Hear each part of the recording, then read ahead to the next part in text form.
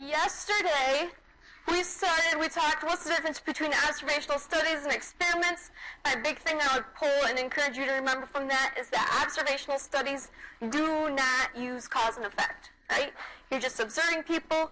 Experiments, you impose a treatment, and we can gather cause and effect from that. When we talk about language of experiments, that's just basically saying experimental units, your treatments, and your response. Do you know what those are? Today we talk about the 3 principles of experimental design, and hopefully we'll touch on block design, and we'll see if we get to match pairs. Principles of experimental design, there's 3 of them. First of all, we need to control so that we get rid of all those other lurking variables that's going on there. So we want to control for lurking variables that might affect your response. How do we control? You use your comparative design so you can compare, get your control group in there. Random assignments, it's kind of like it says, you're randomly assigning individuals to each group so that what happens is this phrasing comes up quite often. We're trying to create roughly equivalent groups by using random assignment. Because when we create roughly equivalent groups with random assignment, that's balancing out those lurking variables as far as like maybe people's height and weight and on occasion maybe even gender depending what your experiment's dealing with. Replication, you think of replication and typically you think repeats. With replication, it just means that you're using as many people as possible in your survey. So I think you guys have the right idea. You're like, I want to go through, I want to survey 250 Northwest students. You're like, the more information we have, the more accurate it's going to be.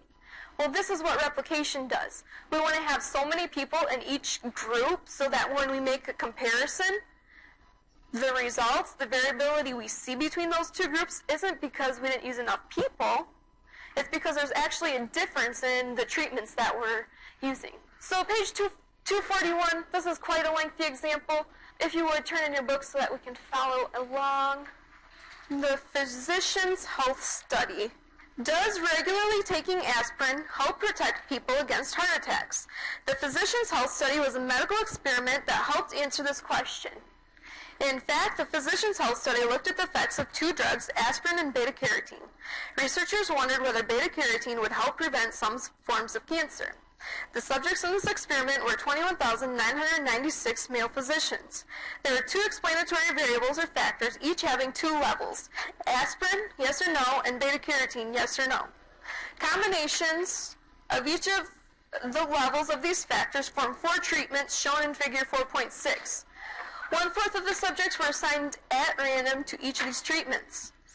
On odd-numbered days, the subjects took either a tablet that contained aspirin or a dummy pill that looked and tasted like the aspirin but had no active ingredient, which we call a placebo. On even-numbered days, they took either a capsule containing beta-carotene or a placebo. There were several response variables the study looked at for heart attacks, several kinds of cancer, and other medical outcomes. After several years, 239 of the placebo group, but only 139 of the aspirin group had suffered heart attacks. This difference is large enough to give good evidence that taking aspirin does reduce heart attacks. It does not appear, however, that beta-carotene had any effect on preventing cancer. So first of all, before I jump in too far, what's a placebo? It's a fake pill. It's a dummy pill is often how various texts refer to it. A dummy pill, a fake pill, a sugar pill really is what it is. How does the 3 principles of experimental design play out in this example that we just read? So if we talk about control, what did they do to control the experiment? How did they control for lurking variables? So they gave these 4 different results, right? Some people had aspirin and beta-carotene, the real stuff. Some people were taking aspirin in a placebo, which they thought was beta-carotene. Here, 2 placebos were given, and here we had a placebo for the aspirin, and people actually took beta-carotene. We had people in these different groups. What is our control? How did they control for lurking variables so that people weren't like thinking they're taking a fake pill? They have an active treatment and they have a placebo, right? That placebo is helping you control the experiment. So we have an active treatment, and use of a placebo. You don't want to tell some people, hey, you're taking aspirin, hey, you're taking a placebo. Let's see the results in 5 weeks from now, or 5 years from now, because I guess we're talking about heart attacks, right? We tell them both, you're both taking aspirin, but we know one of those is a placebo. So how do we control that? We use a placebo and the active treatment so we can kind of compare results, but our people don't know that. We use control, we use random assignment. Why did we use random assignment? How do we know they used random assignment? The men were randomly assigned to one of the 4 groups.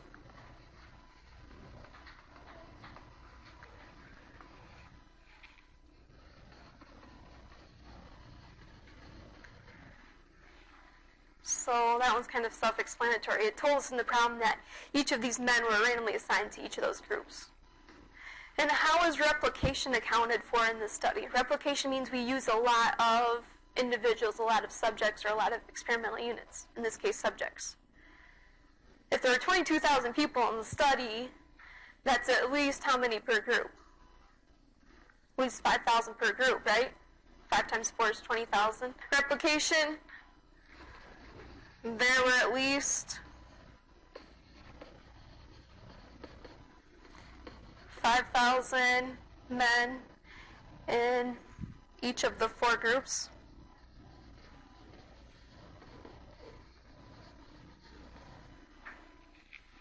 There were at least 5,000 men in each of the 4 groups. So the results we see are not just due to like variation among the groups.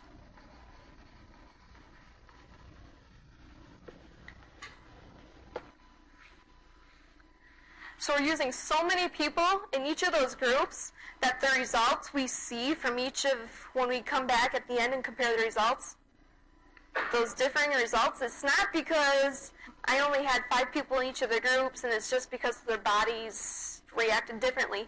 I used 5,000, so when I see aspirin really had a profound effect on preventing heart attacks, that's really good evidence in itself. It's not because of the group of people I was using. More caffeine. The other page in your packet says, example page 236, does caffeine affect pulse rate? Many students regularly consume caffeine to help them stay alert. Thus, it seems plausible that taking caffeine might increase an individual's pulse rate. Is this true? One way to investigate this is to have volunteers measure their pulse rates, drink some cola with caffeine, measure their pulses again after 10 minutes, and calculate the increase in pulse rate. How can we use these 3 principles in this situation?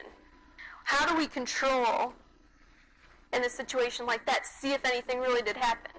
We could have water set up, we could have bottled water in some cups, and we could have water from the drinking fountain in other cups. How do we control that? If I'm giving 2 groups, caffeine and non-caffeinated soda, or bottled water and tap water, how are we going to control that? We want the water, the caffeine to be the same temp, right? We want to give them the same amounts. We want to do it at the same exact time. And you want to measure the pulse rates at the same amount of time after that, right? Those are all ways to control. And exactly, like you said, to start out, first of all, you need 2 groups so that we can compare, right? Random assignment, when we do random assignment with the caffeine group, would be like, we'd randomly draw numbers from a hat and say, hey, you get Group A, hey, you're in Group B, this is the water or this is the soda that you're going to try. And when we use replication, ideally, we'd go get a couple more classrooms full of people so that we have as many people as possible partaking in our experiment. See it? Make sense? Let me show you this video. This talks a little bit about placebos. It's pretty interesting. 60 Minutes, you guys ever watch 60 Minutes? Yeah? No? Scientific research is causing quite a stir in the medical community. The fight is over antidepressants and whether they work any better than a simple placebo. And an explosive report airing this Sunday. 60 Minutes correspondent Leslie Stahl spoke to the psychologist behind the study. Irving Kirsch is the Associate Director of the Placebo Studies Program at Harvard Medical School, and he says that his research challenges the very effectiveness of antidepressants.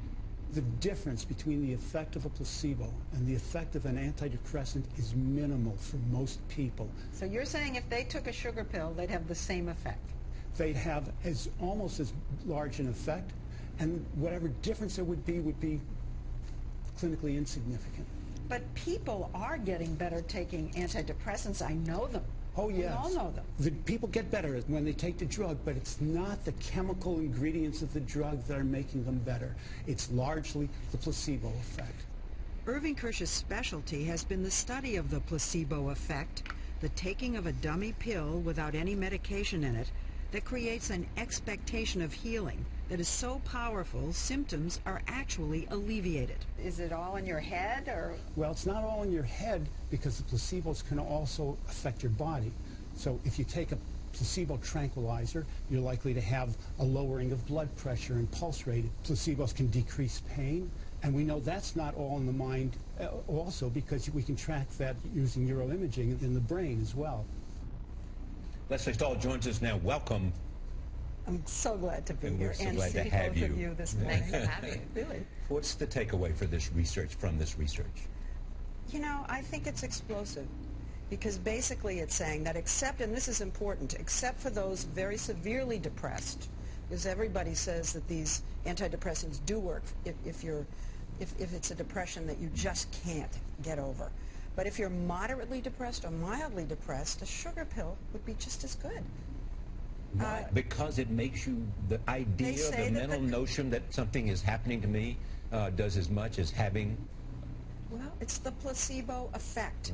And part of our story involves how the mind is so powerful over the body that the placebo effect shows up even if you have knee surgery with osteoporosis, if you have Parkinson's disease, all these diseases that somehow involve the mind. And it's not just in your mind.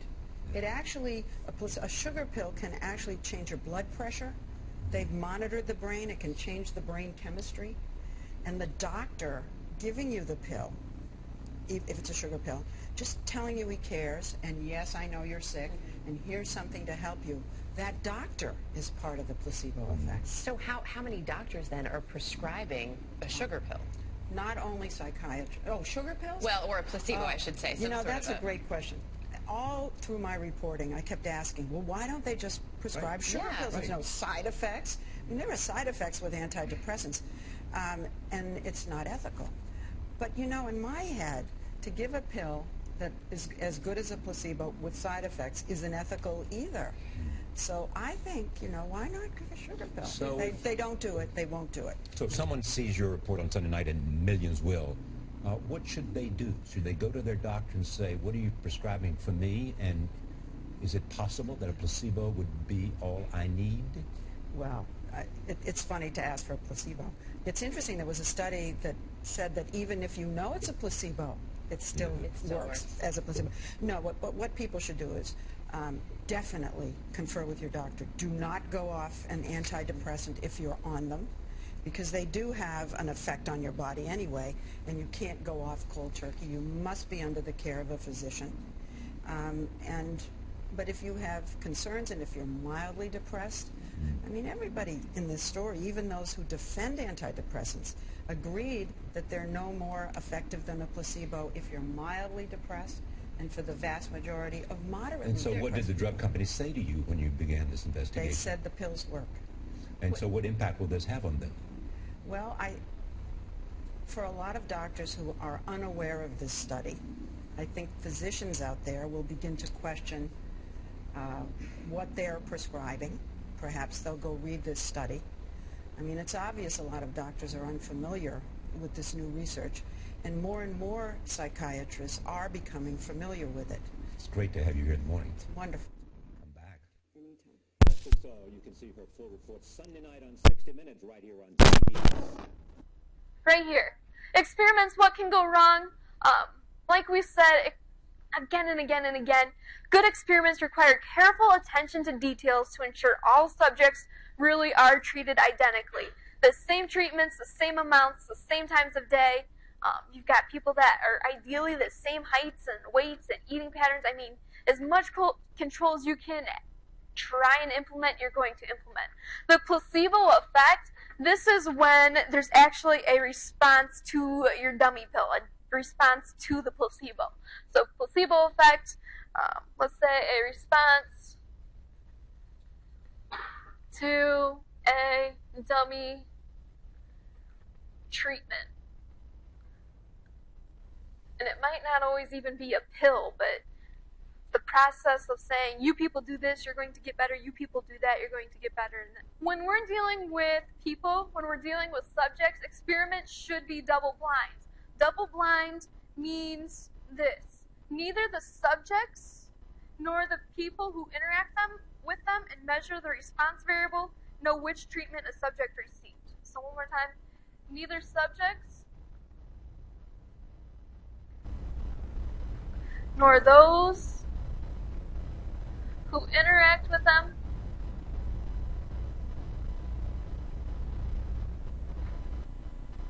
and measure the response variable, neither subjects nor those who interact with them and measure the response variable know which treatment a subject received. So in order to conduct these placebo experiments, what would need to happen is it needs to be like a double-blind procedure. So these people, how does this work? I don't fully understand. It's probably like a group of medical students.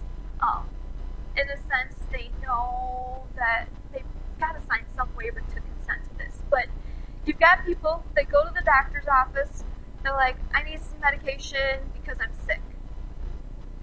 The doctor comes in, the doctor knows the situation, he leaves, he writes a prescription, he gives it to the nurse, and the nurse is like, all right, go in, this is the medication you want to give to this patient. The patient goes home, they take the medication, the patient comes back, they measure, I don't know, they take their measurements, blood pressure and all that, see if the patient got better, and then they report back to the doctor. What the doctor didn't tell anybody is that the medication he gave to the nurse, which the nurse gave to the patient, is it was all a placebo. Okay? So neither the nurse nor that patient know that it's a placebo, only the doctor does. Does that make sense? So